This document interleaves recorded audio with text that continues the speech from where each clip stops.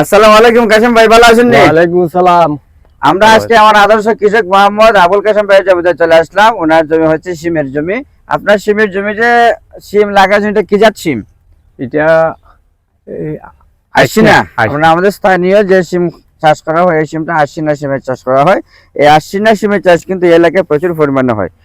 মোটামুটি মনে করেন 500 হেক্টরের মতো শুধু সিম আছে এই ফুটিজিরি ইউনিয়নে, এবং 90 থেকে 95% কিন্তু এই আশ্বিনা জাতের সিম চাষ করা হয়।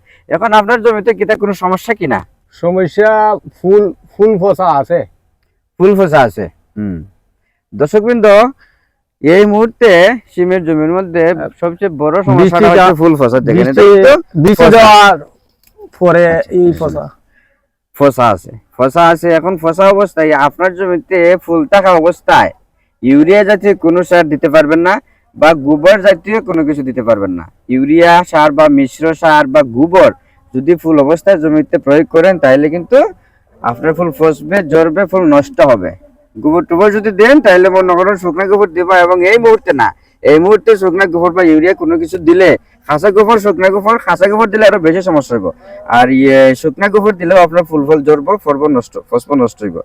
তবু যদি আপনাদের জমিতে ফসা না কমাইতে পারেন তাহলে একটি ফসার ছত্রাকনাশক মেরে দিবেন। যেমন নাটিভো মারতে পারেন, ফলিকর মারতে পারেন, স্ট্রমিন মারতে পারেন, ডাইমেনশন মারতে পারেন, আমিস্টারটফ মারতে পারেন ছত্রাকনাশক।